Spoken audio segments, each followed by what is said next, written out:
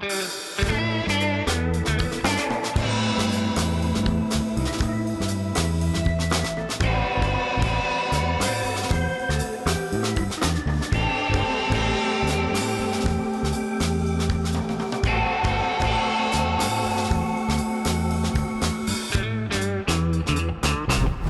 everyone and welcome. I'm Jake Christenson, founder of RowCal. I want to thank you for giving up your lunchtime to talk about what, on the surface, might sound like maintenance, schedules, and financial reports, but if you dig a little deeper, what we're really talking about is security, community trust, and sense of pride and investment in where we live. It's easy to think of property management as just fixing what's broken, but great communities aren't built on reaction, they're built on vision. They're maintained with planning, and they thrive through transparency and engagement. That's where the reserve study comes in. The question I want you to ask yourself during this hour is this: are we planning for our future or just surviving the present? Let me start with a story.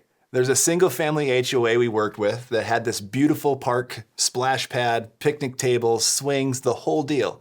A real selling point for the neighborhood. But over the years, the park started to wear down. Cracked slides, unstable swing sets, faded rubber surfaces. The board kept patching things here and there until one day a swing snapped in mid-use. Now luckily, no one was seriously hurt, but the fallout? Legal risk, an outraged community, and a $40,000 emergency repair project that hadn't been budgeted for. Here's the kicker. There was a reserve study that had flagged this exact issue 2 years earlier, but no one reviewed it and it sat on a shelf. This is why we can't afford to treat reserve studies like paperwork. They are living, breathing tools to protect our neighborhoods, our families, and our financial stability. A reserve study is essentially the long-term care plan for your community.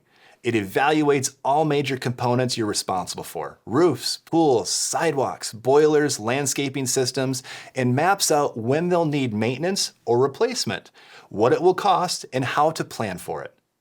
It's a financial tool built on real-world data. It identifies HOA-controlled components requiring maintenance or replacement. It evaluates reserve fund status. It establishes a stable, equitable funding strategy for major future expenditures. But more than that, it's a commitment. It's your board saying, we're not just thinking about today. We're thinking about what this community will look like in 5, 10, and 30 years. And here's the truth. Most associations aren't doing this, not because they don't care, but because the urgent always crowds out the important.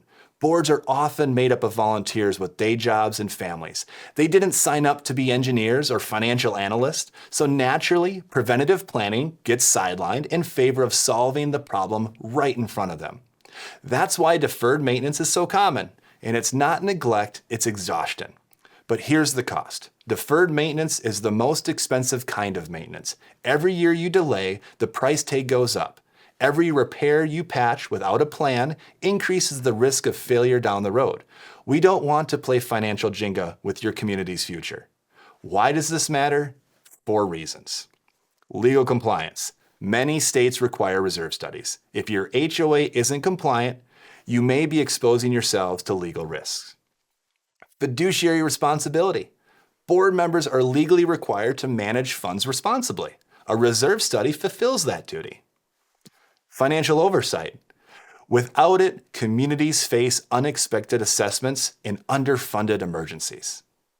Transparent governance. It allows homeowners to see where money is going and why. Who creates these studies? Independent, credentialed professionals, degreed engineers, architectural consultants, technical and financial experts. The job of the reserve study isn't to create fear, it's to create clarity, because clarity is how we lead. Let's break this down by community type, because no two are the same. Single-family communities. You might be overseeing green spaces, trails, parks, ponds, or pools. These assets require upkeep, and often they exist out of sight, out of mind.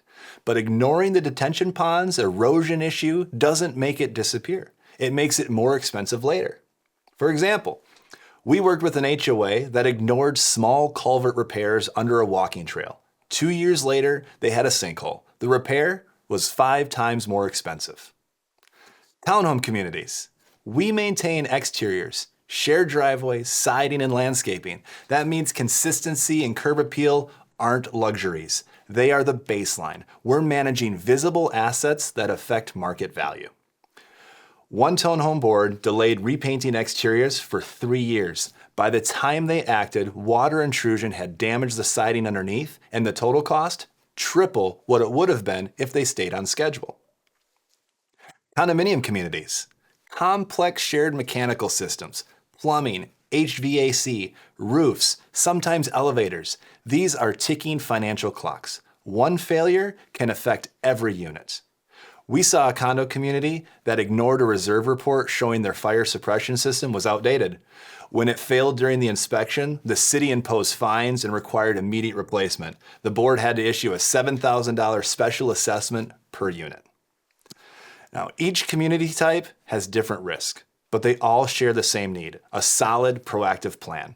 And here's the deeper why. Residents don't always understand how these systems work. They don't know what siding failure means or how HVAC systems age. That's okay. But it's our job to bridge that gap with education, not jargon. Here's the framework we recommend.